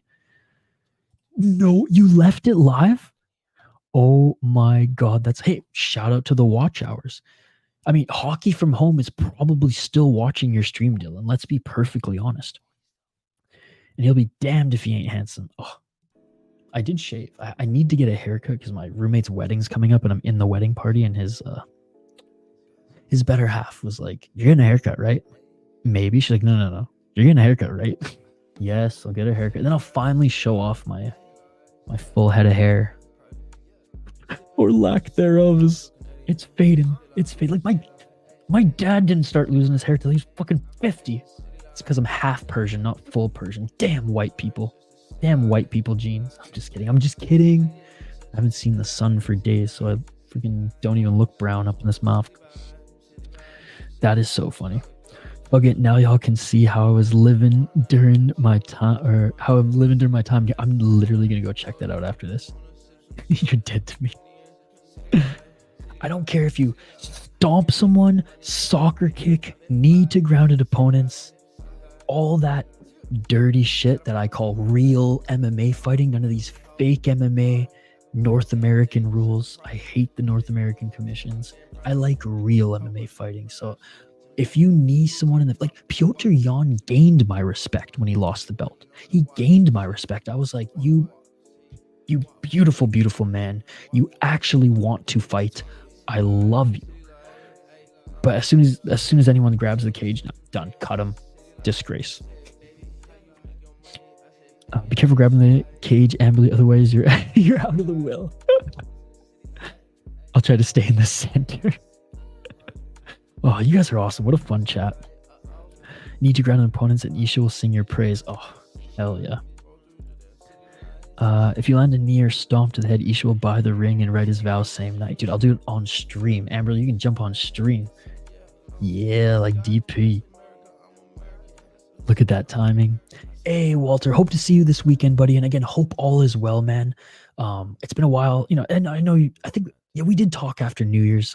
You jumped in a stream, but again, Walter, I'm going to give you another shout out. Long time subscriber to the channel, man. Walter's been here since before we were even at 1,000 subs. So thank you as always, my friend, BJ Walter. You'll always be BJ Walter to me. You've got to, dude. You gotta submit the stream to American Funniest Home Videos. Dude, what America's Funniest Home Videos was like, I think it was every Friday it was on. That was something me and my family, like my younger sisters and my parents and I would always watch together when we were kids. And that was like YouTube and like fail blogs before YouTube. Just braid it. I did say, because I skipped it last time and I know someone's clipped it and someone's gonna hold me to it. I know for a fact someone has clipped it and is going to hold me to it, actually. And I don't even think it was Hockey from Home. But I do have to dye my hair and bleach it next time Oliveira fights. So for UFC 300, I'm probably gonna have bleach blonde hair. All the men in my family are balding. You're not joking. It sucks. It's just so thin right here, and I don't have a gray hair anywhere yet, and I just turned 30, so they'll start, one or two will start popping up every now and then, but it's just like, come on, my dad didn't start like thinning out till he was in his 50s. I'm still fucking let it get auto posted to YouTube, Hank. Let's go. HM, good morning, and fuck the unified rules. Let's go, baby. See you. No Chill MMA will be live soon. And Andrew's back. What's up, Andrew?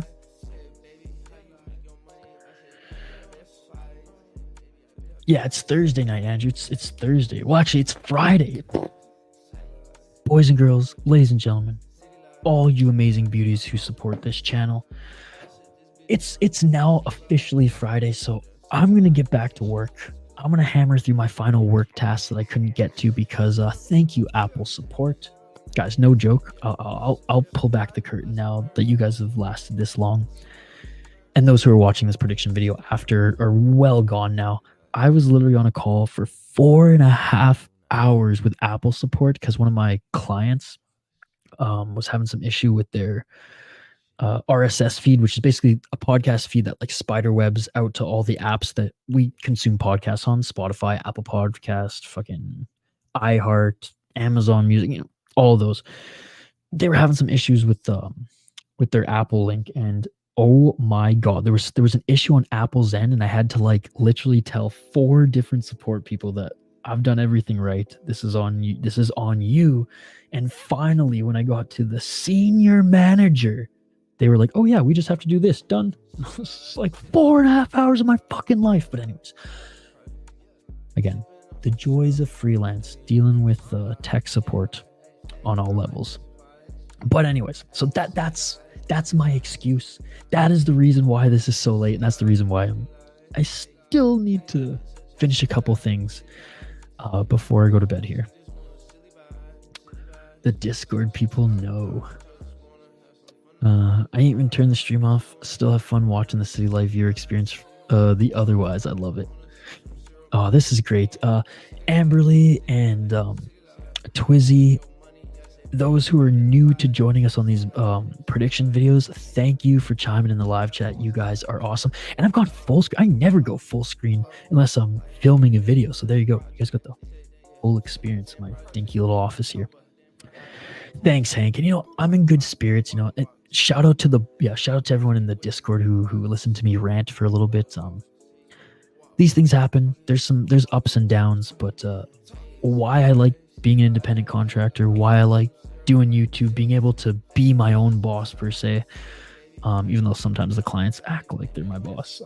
It just allows some freedom that you don't get when you're in a secure job. But that's just it. There's pros and cons to everything. That if you can handle living life on the edge sometimes and not have that security, but still pave your own path and grow your own brand, and you have confidence in that in your work, then it's super rewarding. And for me, that fits how I operate. And I'm like a stupid hard worker too, and no one who employed me wanted to pay me overtime, and I always just wanted to keep working. So it fits the mold. Have a good one. Time to start the day. Yeah, you're starting the day when we're ending it. But HM, thank you so much for all the support that you show the channel as well, buddy. Cannot wait to watch some fights with you this weekend. Andrew's here all the time as well, man. Andrew's actually been supporting the channel since before 1,000 subs. Andrew actually was one of the first subscribers to the channel. Andrew was probably in like the first 10 subscribers. It's definitely brave. Yeah. Well, one of these days, if you guys want to hear my story, I dropped out of college to start a hockey podcast media company that with a dear friend of mine, and that grew, got funded, was eventually picked up by a bigger media company, and I went independent after leaving that. I think it was 3 or 4 years of us building it up, and took a lot from what I learned there, and now I'm applying it to my own gig. But that's a story for another day. Clients are degenerates, don't worry, brother. No, it's all good, Hank, and thank you so much for the kind words in the Discord, the words of support, man. Really appreciate it. Let the claret flow further. One of these days. All right, guys, that's it for the stream. I am giddy and beaming right now because this was a way better group, a way better crowd, and a way more interactive stream than I figured it was. Thank you to those who were patient with me as I stumbled through some of my notes here.